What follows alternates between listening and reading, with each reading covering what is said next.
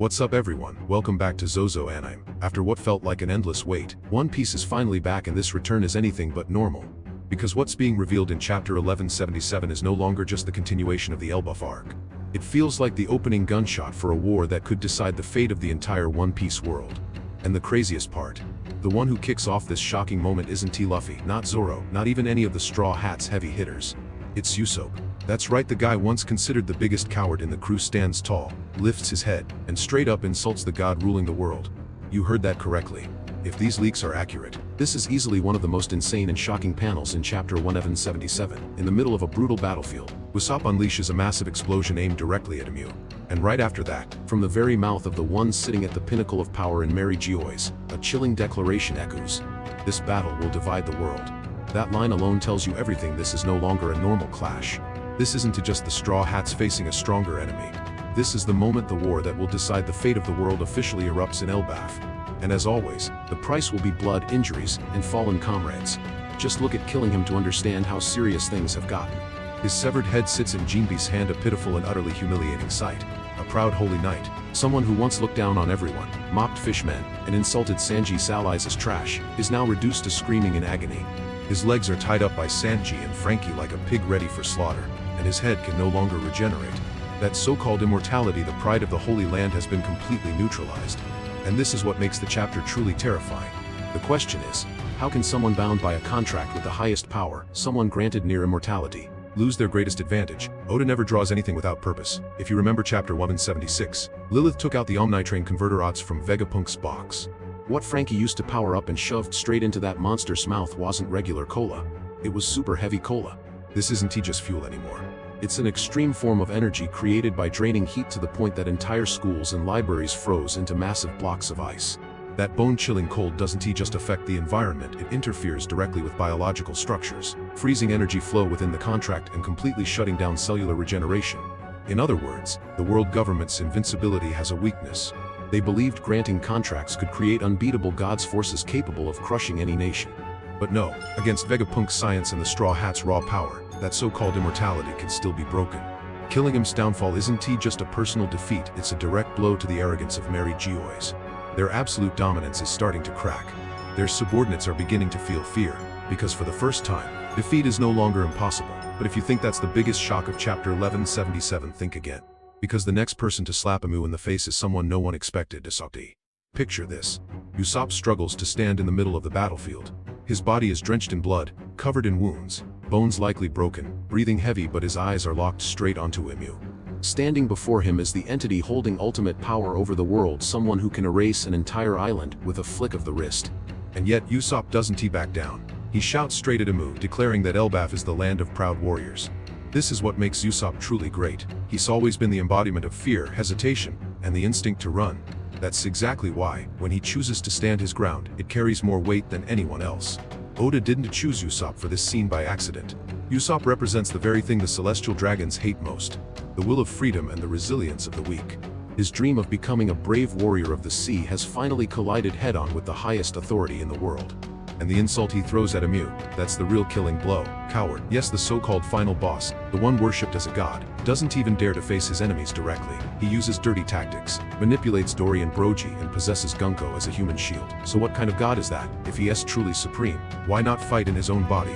Or is Emu nothing more than a parasitic soul, a coward clinging to others just to survive? Then Usopp's explosion goes off. Of course, a physical attack alone can take down Emu. In an instant, Emu appears right in front of Usopp at an almost absurd speed. Both Usopp and Brook are knocked out cold. But that's not the point. The point is Usopp stood up, and more importantly, that explosion may never have been aimed at Emu at all. Logically, Usopp's real target could be Gunko, the host body.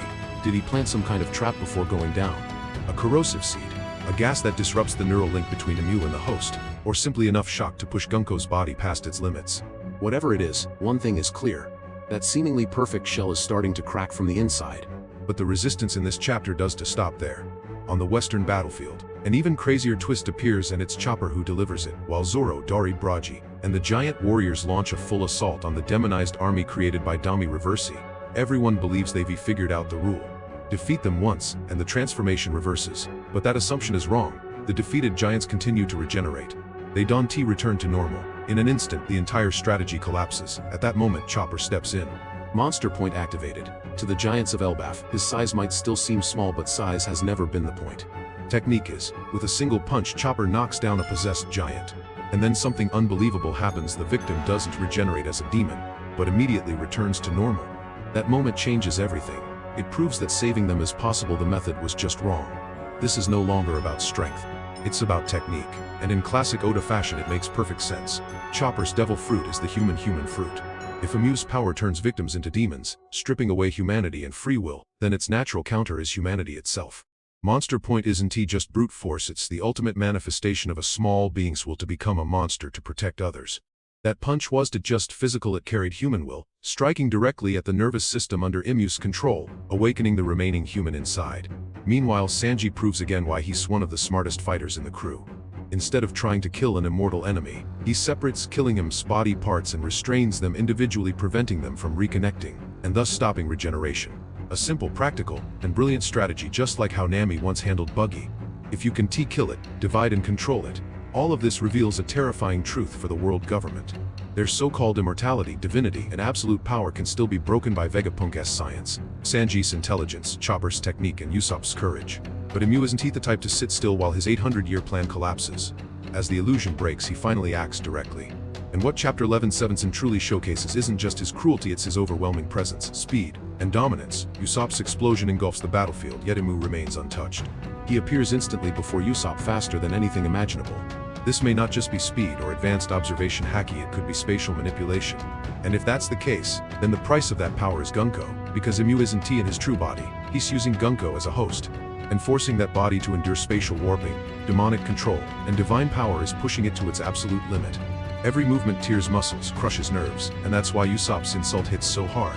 Amu's pride has been wounded. A supreme god, provoked by a weak pirate. That alone proves his perfection is starting to crack. Then comes the most terrifying moment. Amu ignores Usopp and Brook, turning his gaze toward the two most dangerous figures on the battlefield.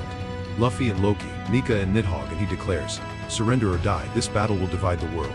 This is the true declaration of war. No more shadows, no more secrets. The decisive moment has arrived. On one side, Nika, the embodiment of freedom, dawn, and liberation; on the other, Nidhogg, the primal power of Elbaf, the darkness of Norse myth. Two opposites now forced onto the same side against a god who seeks to erase everything. And that's why Chapter 11/77 could be a massive turning point. This is no longer about saving a few children or repelling an attack. This is a war that could shatter 800 years of rule, destroy the Red Line, and reshape the entire world. The final panel, if the leaks are true, shows Luffy's eyes filled with rage. His crew is down. Elbaf is being trampled. The enemy stands before him, declaring judgment upon the world, and the Sun God's fury has reached its limit. So what happens next? Will Luffy unleash a new form of Gear 5, or will Loki, the Black Dragon of Elbaf, lose control first? If Nika and Nidhogg truly fight side by side, this could be the most insane alliance in One Piece history. And that's the full breakdown from Zozo Anime on the chaos shaking the One Piece community in Chapter 11/77. If you enjoyed the video, don't forget to leave a like and subscribe to support Zozo Anime. Now let me know what you think about Usopp calling out Amu to his face. Is this his greatest moment ever? Drop your thoughts in the comments below. Thanks for watching, and I will see you in the next video.